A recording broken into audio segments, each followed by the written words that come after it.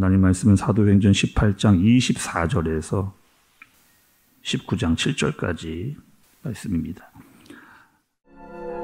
알렉산드리아에서 난 아볼로라 하는 유대인이 에베소에 이르니 이 사람은 언변이 좋고 성경에 능통한 자라. 그가 일찍이 주의 도를 배워 열심으로 예수에 관한 것을 자세히 말하며 가르치나 요한의 세례만 알따름이라. 그가 회당에서 담대히 말하기 시작하거늘 브리스길라와 아굴라가 듣고 데려다가 하나님의 도를 더 정확하게 풀어 이르더라. 아볼로가 아가야로 건너가고자 하므로 형제들이 그를 격려하며 제자들에게 편지를 써 영접하라 하였더니 그가 감에 은혜로 말미암아 믿은 자들에게 많은 유익을 주니 이는 성경으로서 예수는 그리스도라고 증언하여 공중 앞에서 힘있게 유대인의 말을 이김이러라. 아볼로가 고린도에 있을 때 바울이 윗지방으로 다녀 에베소에 와서 어떤 제자들을 만나 너희가 믿을 때 성령을 받았느냐? 아니라 우리는 성령이 계심도 듣지 못하였노라. 그러면 너희가 무슨 세례를 받았느냐? 요한의 세례니라. 요한이 회개 세례를 베풀며 백성에게 말하되 내 뒤에 오시는 이를 믿으라 하였으니 이는 곧 예수라. 그들이 듣고 주 예수의 이름으로 세례를 받으니 바울이 그들에게 안수하매 성령이 그들에게 임하심으로 방언도 하고 예언도 하니 모두 12사람쯤 되니라. 아멘.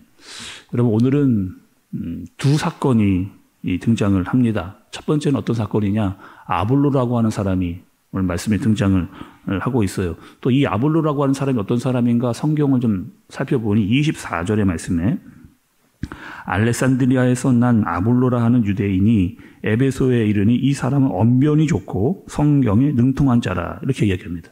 먼저 이 아볼로라고 하는 사람은 알렉산드리아에서 태어난, 그러니까 헬라파 유대인으로 볼 수가 있습니다. 보니까 아는 게 많고요. 성경도 잘 능통하고 있습니다. 또 말도 잘하는 사람이 아볼로라고 하는 그런 사람. 또 이 아볼로는 예수님을 잘 믿고 있었던 그런 사람입니다. 그런데 모르는 게 있어요, 여러분. 25절의 말씀을 좀 보시면 그가 일찍이 주의 도를 배워 열심으로 예수에 관한 것을 자세히 말하며 가르치나 요한의 세례만 알따름이라, 이렇게 얘기합니다.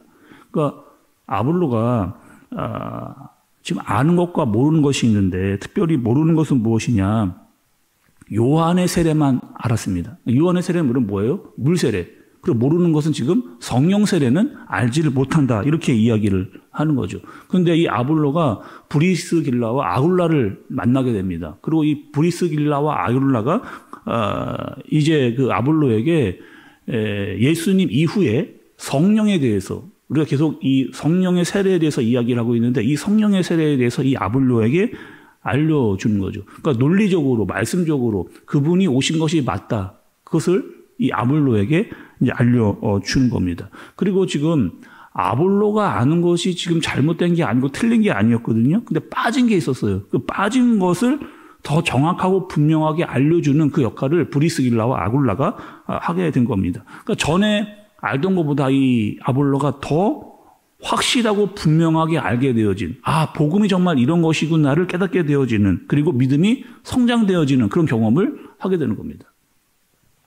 저도 우리 교회에서 이 복음 베이직을 할 때마다 이런 경험들을 하는데, 복음 베이직에 들어와서 말씀을 공부하는 분들이 모르는 게 아닙니다. 다 알고 계세요. 그런데 빠진 것들이 있고 연결되지 못했던 부분들이 있었습니다. 그런데 복음 베이직을 하면서 알게 되니까 빠졌던 부분들이 이런 거였구나, 이 말씀이 이런 것이었구나 라고 잘 연결이 되니까 어떻게 된 거예요? 더 확실해지죠. 더 분명해집니다. 더 아는 것들이 정확해지는 그런 경험들을 제가 이제 복음 베이직에서 하는 경우를 이제 봤거든요. 마찬가지죠. 지금 모르고 있었던 그 아볼로가 정확히 알지를 못했던 부분들을 정확히 알게 되니까 확실하고 정확한 것들을 깨닫게 되어지고 알게 되어지는 그 상황이 일어나고 있는 겁니다. 또 오늘 말씀에 보면 아볼로가 지금 예수님에 대해서 전했던 일들이 있는데 두 번 나오게 됩니다. 여러분 25절과 28절에 말씀을 보시면, 읽지는 않겠지만 보시면 아볼로의 상태가 25절과 28절에서 완전히 달라진 것을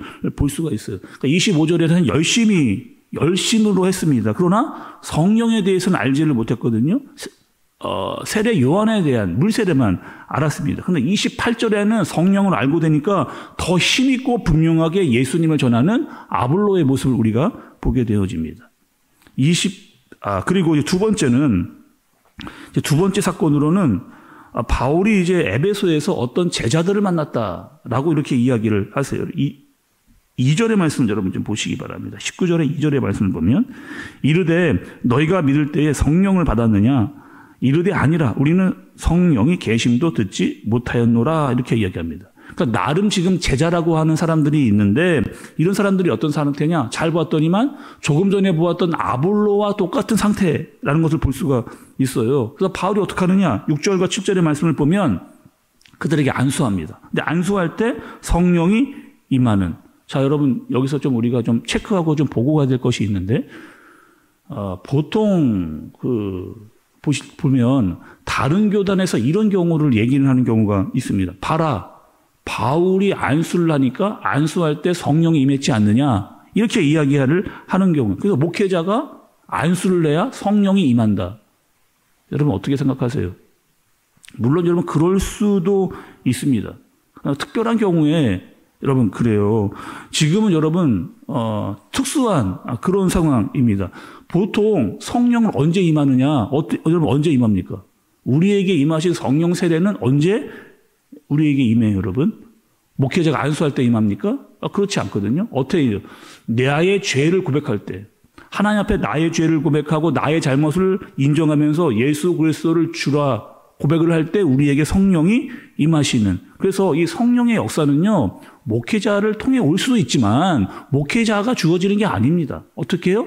하나님께서 주시는, 하나님이 주시는 역사로 성령의 세례가 임하게 되는 겁니다. 그런데 지금 성령조차 깨닫지 못하는 자들에게 어떻게 임하느냐? 지금 특수사항이다 보니까 바울을 통해서, 바울의 권위를 통해서 임하게 되어지는 상황을 보게 되어지는 거죠. 그러니까 성령 하나님이 이런 분이시구나라는 것을 바울이라고 하는 특별한 권위자를 통해서 깨닫게 되어지는, 그러니까 기도를 통해서 지금 성령의 세례가 임하고 있는 것을 그들이 경험하게 되는 그 상황을 보게 되는 겁니다. 또 여러분 이 제자들도 어떻게 됐을까요? 성령 세례를 받고 나니까 예수 그리스도가 분명해지는 거죠. 또 세례 요한의 메시지였던 그것도 다 이해가 되어지는, 그 말씀의 내용이 이런 것이었다는 것을 더 정확하게 알고 깨닫게 되어지는 그런 상황이 되는 겁니다. 자, 여러분 오늘 보시면 아볼로와 지금 바울이 만난 그 제자들이라고 하는 사람들의 공통점이 있어요. 공통점이 뭡니까? 성령 세례에 대해서 몰랐습니다. 물 세례만 알았어요. 그런데 이제 성령 세례를 알게 된 겁니다. 우리가 여러분 성령 세례를 어디서 받느냐? 사도행전 2장에서 봤습니다. 성령 강림 사건이 사도행전 2장에서 나왔어요. 그러나 지금 이 성령이 임했다라고 하는 사실이 모든 지역으로 다 알려지지 못하고 있는 그런 상황이었죠. 지금처럼 책이 많아가지고 책을 읽어서 알 수 있는 것도 아니었고, 녹음이 있었거나, 영상이 있어가지고 그를 통해서 아는 상황도 아니었습니다.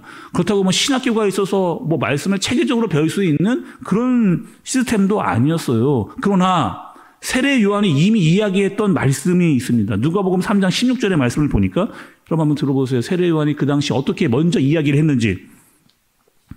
요한이 모든 사람들에게 대답하여 이르되 나는 물론 너희에게 세례를 베풀었거니와 나보다 능력이 많으신 이가 오시나니 나는 그의 신발끈을 풀기도 감당하지 못하겠노라. 그는 성령과 불로 너희에게 세례를 베푸실 것이요. 이렇게 되어 있습니다. 그러니까 이미 세례 요한이 이야기했던 성령과 불로 세례가 임하는 사건, 그분이 나보다 능력이 더 많으신 분인데 그분이 오셔서 성령과 불로 세례를 주실 것이다 라고 하는 이 말씀이 확실히 이루어지고 있는 사실을 보고 깨닫고 알게 되어지는 것들을 우리가 알게 되는 거죠. 오늘 말씀은 여러분 이렇습니다. 예수님을요, 지식으로만 알 수 있어요. 예수님을 지식으로만 알 수가 있습니다. 그런데 그것만으로는 안 돼요. 예수님을 알고 있는 이 지식에 뭐가 있어야 되느냐? 성령 세례가 임해야 그래야 그 예수 그리스도를 나의 주로 고백하면서 그리스도라고 인정할 수 있게 되는 겁니다. 그리고 그렇게 예수님을 나의 주 그리스도라고 고백할 수 있는 성령 하나님이 내 안에 계시는 거죠. 그리고 그분과 우리는 함께 살아가고 있다고 하는 사실을 알게 되는 겁니다. 그러면 그럴수록 예수 그리스도를 더 많이 우리는 성령을 통해서 깨달아 알 수 있게 되는 거죠. 오늘 물세례만 알았던 자들이 성령 세례가 무엇인지를 알고 성령 세례를 받았습니다. 그리고 예수 그리스도를 주로 고백하고 주님을 더 많이 알아가는 과정 가운데 있게 되는 거죠. 그분을 주로, 메시아로, 그리스도로 더 많이 알고 깨닫고 고백하는, 그러면서 믿음이 점점점 성장해 가는 그 모습을 우리에게 알려주는 겁니다. 마찬가지로 여러분, 우리도 예수 그리스도에 대한 믿음이 있습니다. 내 안에 성령 하나님이 계세요. 날마다 예수를 주로 고백하고 그리스도로 인정하면서 그분의 말씀을 따라 살아가면서 성령 충만으로 말미암아 믿음이 날마다 자라나는 저와 여러분들 되어지시기를 예수님의 이름으로 축복합니다. 기도하겠습니다. 하나님 아버지, 우리 안에 성령 하나님께서 계십니다. 예수님을 더 많이 알고 깨닫고 느끼게 하여 주옵소서. 또 아는 만큼 고백하면서 살아가게 해주시고, 또 고백하고 또 살아가는 만큼 우리의 믿음이 날마다 자라나게 하여 주옵소서. 예수님의 이름으로 기도드리옵나이다. 아멘.